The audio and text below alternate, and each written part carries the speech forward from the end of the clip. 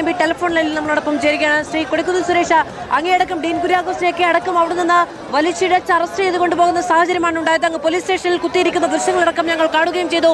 എന്താണ് പോലീസിന്റെ സമീപനം? ഹലോ, എന്നോടാണോ? അങ്ങയോടാണ് ശ്രീ കൊടിക്കുന്നിൽ സുരേഷ്. ഞാനിപ്പോൾ ഡൽഹി ഹരിയാന ബോർഡർ, അതായത് ന്യൂഡൽഹിയിൽ നിന്ന് 10-40 കിലോമീറ്റർ അകലെ ഹരിയാന ബോർഡറിലുള്ള ഒരു ഡൽഹിയുടെ അണ്ടറിൽ വരുന്ന ഒരു പോലീസ് സ്റ്റേഷനിലാണ്. കാപ്രസേഗ എന്ന് പറയുന്ന ഒരു പോലീസ് സ്റ്റേഷനിലാണ്, പോലീസ് കസ്റ്റഡിയിലാണ്. ഞാനും അടക്കം 4 എംപിമാരെയാണ് ഇവിടെ പോലീസ് കസ്റ്റഡിയിൽ വെച്ചിരിക്കുന്നത്. ഞങ്ങളെ പ്രധാനമന്ത്രിയുടെ വീടിന്റെ റേസ് കോഴ്സ് റോഡിലുള്ള പ്രധാനമന്ത്രിയുടെ വസതിയിൽ നിന്നാണ് ഞങ്ങളെ അറസ്റ്റ് ചെയ്തത്. എന്നോടൊപ്പം തന്നെ 4 എംപിമാർ. നമുക്കറിയാം, ഇന്നലെ ഉണ്ടായ പോലീസ് ലാത്തിച്ചാർജ് അതിക്രൂരമായ പോലീസ് ലാത്തിച്ചാർജാണ്. പെൺകുട്ടികൾ അടക്കമുള്ള വിദ്യാർത്ഥിനികളെ യാതൊരു പ്രകോപനവും കൂടാതെ വളരെ ഭീകരമായിട്ടാണ് ഡൽഹി പോലീസ് തല്ലിച്ചതച്ചത്. എല്ലാവരും കണ്ടതാണ്.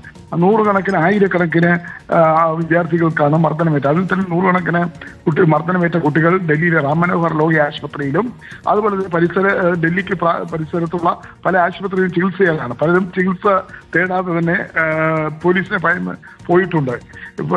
നമുക്കറിയാം, പാർലമെന്റ് തുടങ്ങി 21-ാം തീയതി മാർച്ച് നടത്തുമെന്ന് വിദ്യാർത്ഥികൾ. അതിനു മുമ്പ് നമ്മുടെ നീറ്റ് പരീക്ഷയ്ക്ക് ഉത്തരവാദിയായ നീറ്റ് പരീക്ഷാ ക്രമക്കേടിന്റെ ഉത്തരവാദിത്വം ഏറ്റെടുത്തുകൊണ്ട് കേന്ദ്ര വിദ്യാഭ്യാസ മന്ത്രി ധർമ്മേന്ദ്ര പ്രധാനെ മന്ത്രിസഭയിൽ നിന്ന് പുറത്താക്കണമെന്നും അതുപോലെ വാങ്ചുക് ഈ നിരാകരണ വാങ്ചുകിന്റെ ആവശ്യങ്ങൾ അംഗീകരിക്കണമെന്നും ഈ കൊല്ലപ്പെട്ട അല്ലെങ്കിൽ ഈ നീറ്റ് പരീക്ഷ ക്രമക്കേടിൽ മനംനൊന്ത് ആത്മഹത്യ ചെയ്ത 18ഓളം വിദ്യാർത്ഥികൾക്ക് 1 കോടി രൂപയെങ്കിലും കോമ്പൻസേഷൻ നൽകണമെന്ന് ആവശ്യപ്പെട്ടുകൊണ്ടുള്ള പ്രക്ഷോഭമാണ് നടന്നുകൊണ്ടിരിക്കുന്നത്. വളരെ ന്യായമായ പ്രക്ഷോഭമാണ് ഇത്. ഇന്നലെ പാർലമെന്റിലേക്ക് മാർച്ച് നടത്തിയപ്പോഴാണ് ടിയർ ഗ്യാസ് പ്രയോഗിച്ചും ലാത്തിച്ചാർജ് നടത്തിയും അതുപോലെ തന്നെ ജലപീരങ്കി ഉപയോഗിച്ചും വിദ്യാർത്ഥികളെ നേരിട്ടത്. നിരപരാധികളായ വിദ്യാർത്ഥികൾ, നിരായുധരായ വിദ്യാർത്ഥികളെയാണ് ഡൽഹി പോലീസിലെ ക്രൂരമായ അതിക്രമങ്ങൾ അരങ്ങേറിയത്.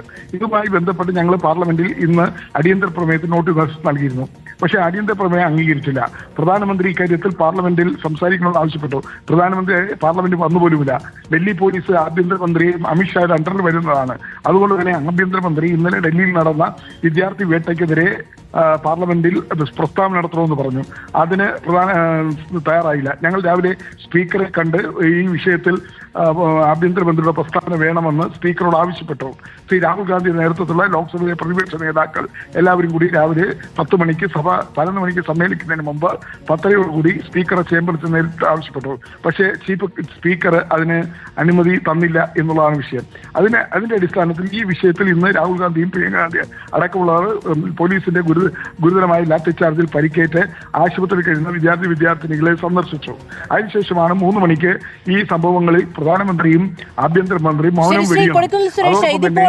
മണിക്കൂറുകളായി അവിടെ പ്രതിപക്ഷത്തിന്റെ ഏറ്റവും മുതിർന്ന നേതാക്കൾ തുടരുന്നത് കൊണ്ടാണ് ദില്ലി പോലീസ് ഈ സംയമനം പാലിക്കുന്നത്.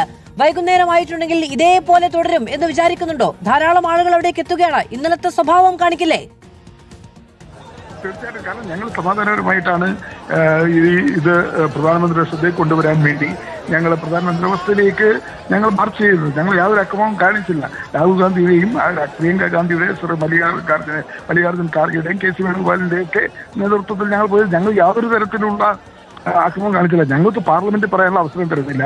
ഈ ഡൽഹിയിൽ നടന്ന ഗുരുതരമായ സംഭവങ്ങൾ, വിദ്യാർത്ഥികളെ മർദ്ദിച്ച സംഭവത്തെക്കുറിച്ച് ഗവൺമെന്റ് ഒന്നും മിണ്ടുന്നില്ല. ഗവൺമെന്റ് നിസ്സാരമായിട്ടാണ് കാണുന്നത്. അതുകൊണ്ട് തന്നെ ഈ വിഷയത്തിൽ അതീവ ഗൗരവമുള്ള ഒരു വിഷയത്തിൽ പ്രധാനമന്ത്രി മൗനം വെടിയണം എന്നാവശ്യപ്പെട്ടുകൊണ്ടാണ് പ്രതിപക്ഷ നേതാക്കളടക്കമുള്ള ഞങ്ങൾ കോൺഗ്രസിന്റെ ഏതാണ്ട് 180 ലോക്സഭയും രാജ്യസഭയിലെയും എംപിമാർ 3 മണിയോടുകൂടി പ്രധാനമന്ത്രിയുടെ ബസ് റേസ് കോഴ്സ് റോഡിലുള്ള പ്രധാനമന്ത്രിയുടെ ബസ്സിലേക്ക് സമാധാനമായി മാർച്ച് നടത്തിയത്. അങ്ങനെ മാർച്ച് നടത്തി ഞങ്ങളെ ബലപ്രയോഗത്തിലൂടെയാണ് പോലീസ് അറസ്റ്റ് ചെയ്ത് വിവിധ സ്റ്റേഷനുകളിൽ ഡൽഹിയിൽ നിന്ന് ഒരുപാട് അകലെ ഉള്ള ബോർഡറിൽ വരുന്ന സ്റ്റേഷനുകളിൽ ഹരിയാനയുടെയും രാജസ്ഥാന്റെയും അതുപോലെയൊക്കെ ബോർഡറിൽ വരുന്ന സ്റ്റേഷനിൽ കൊണ്ടുപോയി ഞങ്ങളെ പാർപ്പിച്ചിരിക്കുകയാണ്. ശരി, വളരെയധികം നന്ദി ശ്രീ കൊടിക്കുന്നിൽ സുരേഷ് ഞങ്ങളോട് സംസാരിച്ചതിന്.